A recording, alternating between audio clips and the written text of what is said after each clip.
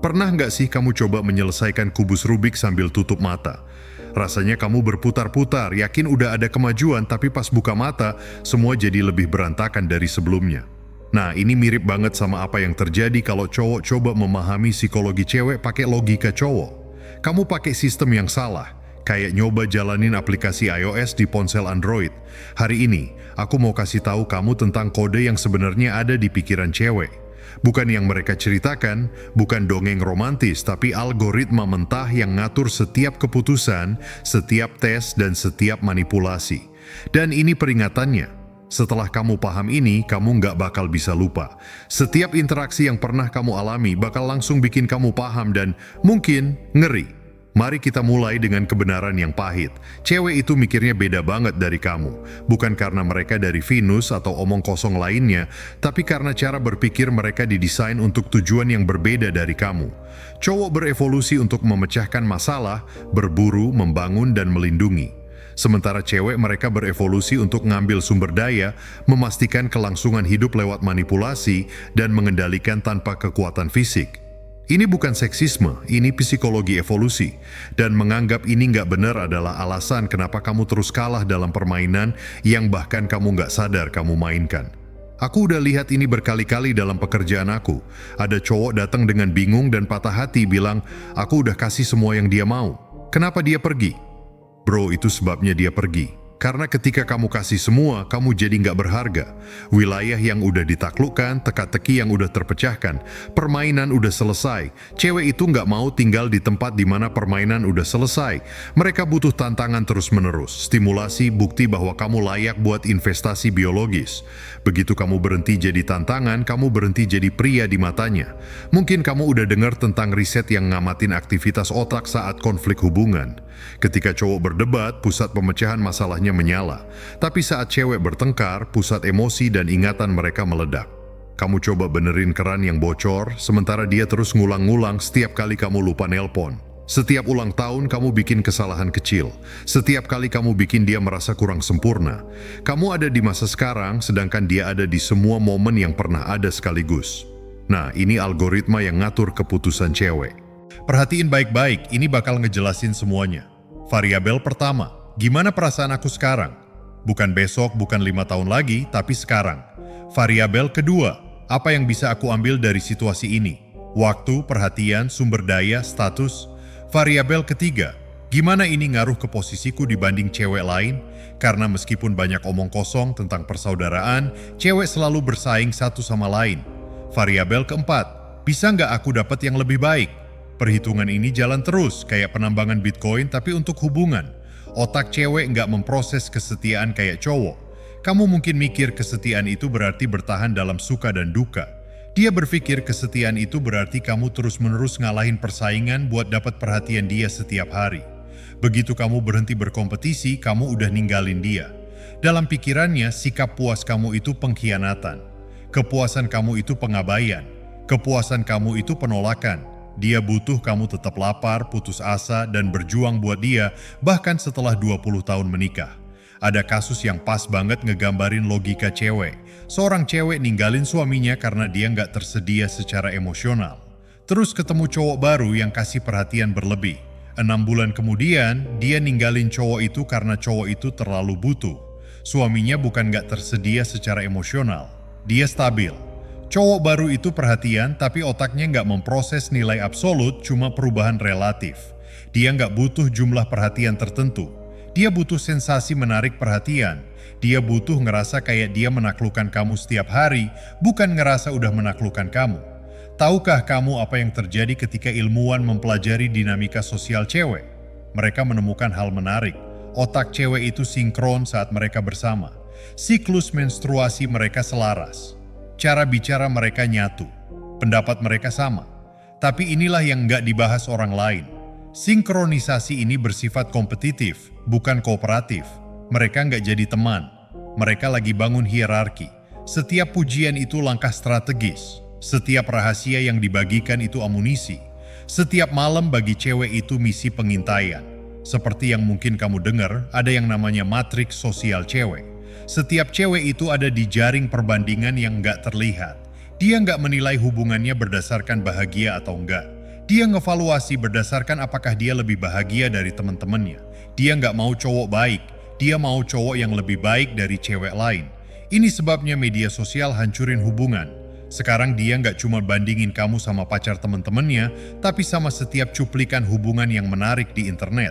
Kamu nggak lagi bersaing sama cowok yang nyata. Kamu bersaing sama gabungan fantasi dari setiap momen sempurna yang pernah diposting online. Paradoks ini bikin cowok jadi gila. Dia minta komitmen tapi kehilangan daya tarik saat kamu berkomitmen. Dia mau kamu emosional tapi kehilangan rasa hormat saat kamu nangis.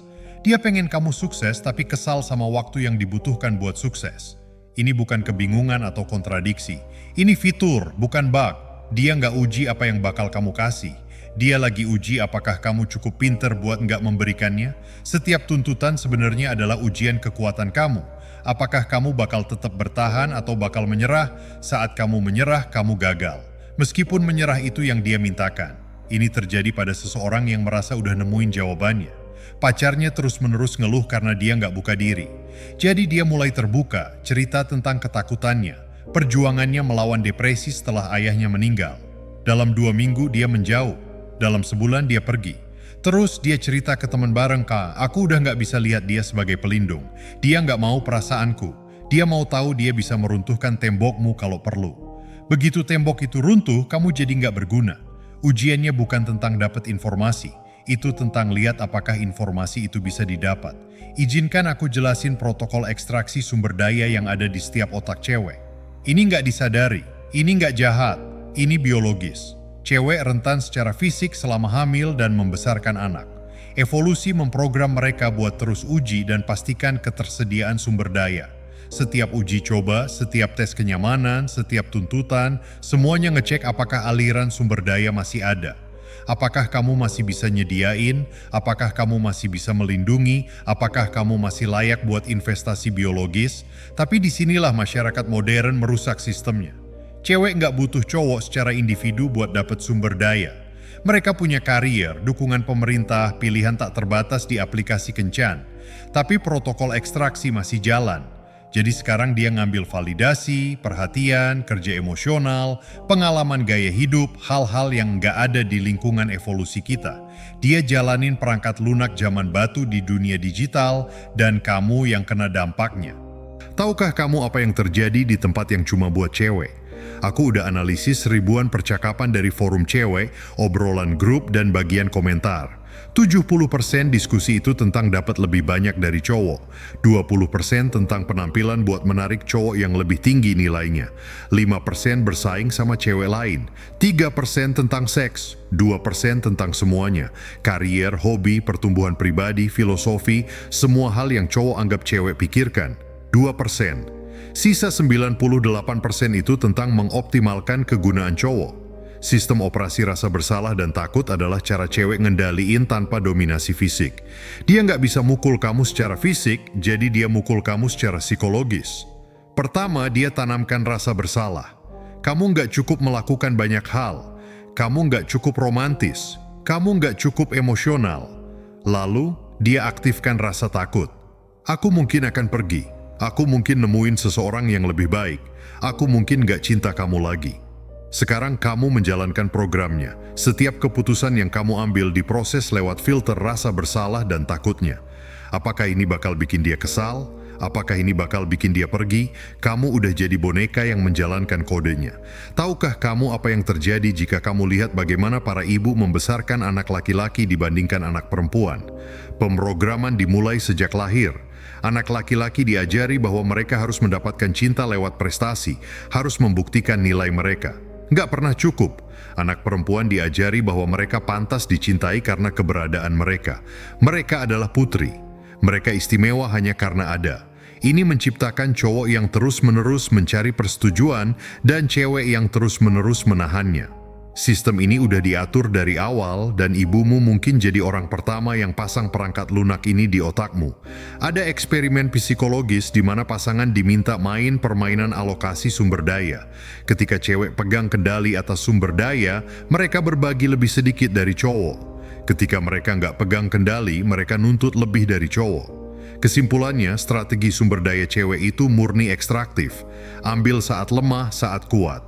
Strategi cowok adalah berbagi perlindungan ketika kuat, bisa melayani ketika lemah.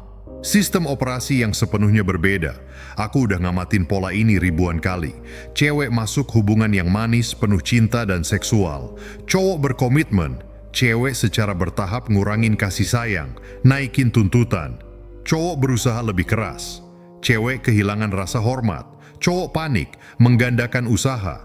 Cewek yang merasa jijik bakal pergi atau selingkuh. Cowok bingung, tapi aku udah melakukan semua yang dia minta. Itulah intinya. Kamu mengikuti programnya, bukannya menjalankan programmu sendiri. Dia ngasih kamu ujian yang disamarkan sebagai buku petunjuk, dan kamu gagal karena mengikuti petunjuk itu. Otak cewek memproses kelemahan cowok kayak kriptonit. Bukan karena cewek itu kejam, tapi karena kelemahan menandakan inferioritas genetik. Nenek moyangnya yang kawin sama cowok lemah nggak bertahan hidup. Jadi evolusi kasih cewek, sistem deteksi kelemahan yang lebih sensitif dari teknologi apapun yang pernah kita ciptakan. Dia bisa ngerasa rasa nggak aman kamu lewat waktu kirim pesan. Dia bisa mencium ketakutanmu lewat pilihan kata-katamu. Dia bisa ngerasa keputusasaanmu lewat pilihan hadiahmu. 1 milidetik keraguan dalam suaramu saat telepon dan daya tariknya turun 10%. Kamu mungkin dengar bahwa cewek itu lebih emosional dari cowok. Salah. Cewek itu lebih taktis dalam ngelola emosi. Mereka menjadikan perasaan sebagai senjata sementara cowok jadi korbannya. Ketika dia nangis, seringkali itu strategi. Kalau dia marah, biasanya itu perhitungan. Ketika dia sedih, seringkali itu manipulasi. Dia bukan lebih emosional, dia lebih terampil pakai emosi sebagai alat. Kamu anggap emosi itu masalah yang harus dipecahkan. Dia tahu emosi itu senjata yang bisa digunakan. Ini sesuatu yang bakal bikin otakmu hancur. Cewek sebenarnya nggak mau kesetaraan. Mereka mau kesetaraan yang selektif. Gaji yang setara? Iya. Akuntabilitas yang setara? Enggak. Kesempatan yang sama? Iya.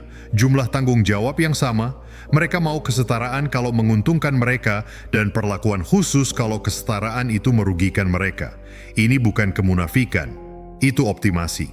Otak mereka terus-menerus menghitung manfaat maksimal dengan biaya minimal. Ketika dia bilang dia mau kesetaraan, maksudnya dia mau keuntungan kamu ditambahkan ke keuntungannya, bukan kesetaraan yang sebenarnya. Otak cewek ngategorikan cowok ke dalam 3 kotak. Alfa, gen, beta, sumber daya, dan tak terlihat. Kamu bisa pindah antar kategori, tapi setiap perpindahan lebih sulit dari sebelumnya. Mulai sebagai beta, dia nggak akan pernah sepenuhnya lihat kamu sebagai alfa. Mulai sebagai alfa dan tunjukkan ciri-ciri beta. Kamu nggak akan pernah dapetin kembali status alfa itu. Mulai sebagai yang tak terlihat. Pada dasarnya kamu nggak ada dalam realitasnya. Ini bukan kategori sadar, ini sistem pengarsipan biologis. Dan inilah inti persoalannya. Dia butuh sifat alfa dan beta, tapi dari cowok yang berbeda. Itulah sebabnya dia bisa punya suami demi sumber daya dan berfantasi tentang tukang kolam renang demi gen. Tahukah kamu wahyu yang paling dahsyat? Cewek sebenarnya bukan pembangun hubungan, mereka adalah pengekstrak hubungan. Semua omongan tentang cewek sebagai pengasuh, pengurus rumah tangga, pakar hubungan, itu terbalik. Cewek adalah entropi hubungan. Mereka mengonsumsi energi hubungan, bukannya menciptakannya. Cowok membangun strukturnya, merawatnya, dan cewek ngujinya seberapa banyak yang bisa mereka ekstraksi sebelum strukturnya runtuh. Ketika bangunan itu runtuh, mereka pindah ke struktur berikutnya dan ngulang prosesnya. Ada percobaan di sebuah pulau. Mereka pisahin cowok dan cewek buat lihat bagaimana mereka bisa bertahan hidup. Para cowok itu langsung ngatur diri, bagi tugas, bangun tempat berlindung, dan bikin sistem. Dalam beberapa hari, mereka punya masyarakat mikro yang berfungsi. Para cewek mereka langsung habisin semua perlengkapan mereka, bertengkar terus-menerus, nggak menciptakan apapun. Ketika mereka nambahin cowok ke kelompok cewek, para cewek langsung berhenti kerja dan berharap cowok nyediain semuanya. Ketika mereka nambahin cewek ke kelompok cowok, para cewek mulai bikin drama dan meruntuhkan sistem yang dibangun para cowok. Ini bukan budaya, ini alam. Tahukah kamu apa yang terjadi jika kamu telusuri kembali setiap keruntuhan masyarakat besar dalam sejarah? Kamu bakal nemuin pola yang sama. Cewek dapat pengaruh, standar menurun, akuntabilitas menghilang, sumber daya didistribusikan dari produsen ke konsumen, angka kelahiran menurun, masyarakat melemah, kekuatan eksternal menang. Roma, Yunani, Babilonia, pola yang sama setiap waktu. Karena kalau kamu mengoptimalkan psikologi cewek, lebih mengutamakan perasaan daripada fakta, kenyamanan daripada tantangan, keamanan daripada kebebasan, kamu menciptakan kelemahan. Dan kelemahan dikalahkan oleh kekuatan. Pasar kencan modern adalah psikologi cewek yang dilepaskan tanpa kendali. Nggak ada rasa malu sosial, nggak ada konsekuensi, nggak ada akuntabilitas. Dan apa yang terjadi? Sesuai dengan apa yang bisa kamu prediksi kalau kamu paham sifat cewek. 20% cowok dapat 80% perhatian cewek. Cewek lebih suka berbagi dengan cowok yang bernilai tinggi daripada berkomitmen dengan cowok biasa. Cowok rata-rata jadi tak terlihat sementara cewek mengeluh, kemana semua cowok baik? Mereka ada di sana. Kamu nggak bisa lihat mereka karena hipergami udah ngatur ulang penglihatan kamu buat cuma mengenali yang terbaik. Seperti yang mungkin kamu dengar, 70% perceraian diprakarsai cewek. Tapi statistik itu nyembunyiin kebenaran yang sebenarnya. Cewek yang mengakhiri 100% hubungan, mereka cuma bikin cowok melakukannya separuh waktu. Gimana? Dengan bikin hidup jadi sengsara, menahan banyak hal, menciptakan banyak drama, sampai cowok itu akhirnya hancur dan pergi. Lalu cewek itu jadi korban. Dia ninggalin aku. Enggak, kamu yang ngusir dia. Ada perbedaan. Kamu tahu apa yang menarik tentang ingatan cewek? Itu benar-benar revisi. Setiap hubungan yang pernah dia jalani ditulis ulang setelah berakhir. Mantan yang dia cintai jadi pelaku kekerasan. Suami yang nggak bisa dia hidup tanpanya jadi seorang narsisis. Pacar yang dia mohon untuk nggak ditinggalkan jadi penguntit. Ini bukan kebohongan yang disengaja. Otaknya benar-benar nulis ulang sejarah buat melindungi egonya. Dia nggak pernah salah. Nggak pernah bikin kesalahan. Pilihan yang buruk nggak pernah jadi masalah, selalu salah cowok. Ekonomi validasi berjalan 24/7 di otak cewek. Setiap interaksi diukur dalam satuan validasi. Apakah dia balas pesan dengan cukup cepat? Ditambah 2 satuan. Apakah dia suka fotonya? Ditambah 1 satuan. Apakah dia nyebut cewek lain? Dikurangi 5 satuan. Dia terus-menerus ngitung saldo validasinya. Dan ketika saldonya turun di bawah ambang batas, dia bikin drama buat maksa deposit. Drama bukan masalahnya, itu solusi buat cadangan validasi yang rendah. Kamu tahu apa yang terjadi ketika kamu benar-benar paham ini? Kamu ngerti bahwa cewek lihat cowok sebagai utilitas, bukan mitra. Kamu bukan manusia baginya. Kamu itu kayak pisau Swiss Army sumber daya. Alat pendukung emosional, alat penyedia keuangan, alat status sosial, alat materi genetik, alat validasi. Dia nggak mencintaimu. Dia mencintai apa yang kamu berikan. Dan saat alat yang lebih baik tersedia atau saat kamu berhenti berfungsi optimal, kamu tergantikan. Bukan karena dia jahat, tapi karena begitulah cara kerja sistem operasinya. Otak cewek nggak punya konsep kehormatan, kesetiaan, atau prinsip-prinsip abstrak. Itu adalah konsep-konsep maskulin yang kita proyeksikan pada cewek. Dia nggak bertahan karena itu hal yang benar untuk dilakukan. Dia bertahan karena pergi belum jadi pilihan yang lebih baik. Dia nggak ngomong yang sebenarnya karena kejujuran itu penting. Dia ngomong versi kebenaran apapun yang menguntungkan dia saat itu. Dia nggak mencintaimu apa adanya. Dia mencintaimu karena bagaimana kamu membuatnya merasa tentang dirinya sendiri. Kamu tahu apa yang terjadi ketika kamu mempelajari masyarakat yang didominasi perempuan. Masyarakat itu nggak ada. Bukan karena penindasan patriarki, tapi karena masyarakat matriarki menghancurkan diri sendiri. Ketika cewek mengendalikan sumber daya dan kekuasaan, angka kelahiran runtuh, produktivitas anjlok, dan masyarakat mati atau ditaklukkan. Setiap masyarakat matriarki dalam sejarah udah gagal dalam beberapa generasi. Karena psikologi cewek dioptimalkan buat ekstraksi individu, bukan pembangunan kolektif. Kebenaran yang paling kejam, cewek benci cowok yang paham hal ini. Saat kamu ungkapkan bahwa kamu lihat menembus sistem operasi, kamu jadi musuh. Karena seluruh sistem bergantung pada ketidaktahuan cowok. Kalau cowok paham cara kerja psikologi cewek yang sebenarnya, seluruh protokol ekstraksi runtuh. Itu sebabnya cewek begitu keras menyenangkan satu sama lain buat mempertahankan ilusi. Seorang cewek yang melanggar aturan mengancam seluruh sistem. Inilah mengapa cewek yang ngomong kebenaran tentang cewek kepada cowok diserang lebih kejam oleh cewek lain dibandingkan oleh orang lain. Tapi beginilah masalahnya, kamu nggak bisa lupa apa yang kamu tahu sekarang. Kamu nggak bisa kembali percaya pada dongeng. Kamu nggak bisa berpura-pura bahwa cinta cewek sama seperti cinta cowok. Bahwa kesetiaan punya arti yang sama. Bahwa kata-katanya sesuai dengan pemrogramannya. Begitu kamu lihat kodenya, setiap interaksi jadi transparan. Setiap tes jadi jelas. Setiap manipulasi jadi terlihat. Pilihannya sederhana. Menerima sistem operasi dan belajar bekerja di dalamnya atau menolaknya dan meninggalkannya. Tapi kamu nggak bisa mengubahnya. Miliaran tahun evolusi nggak akan tergantikan oleh cinta, komitmen, atau pengorbananmu. Dia menjalankan kodenya. Kamu menjalankan kodemu. Satu-satunya pertanyaan adalah apakah program-program itu kompatibel. Ingat, otaknya nggak rusak. Dia bekerja persis kayak rancangannya. Masalahnya kamu udah diberitahu bahwa otaknya dirancang untuk cinta, kemitraan, dan kesetiaan. Ternyata enggak. Dia dirancang buat bertahan hidup, ekstraksi, dan optimalisasi. Dan di dunia modern di mana kelangsungan hidup terjamin dan sumber daya tak terbatas, pemrograman itu udah jadi monster yang melahap semua yang ada di hadapannya.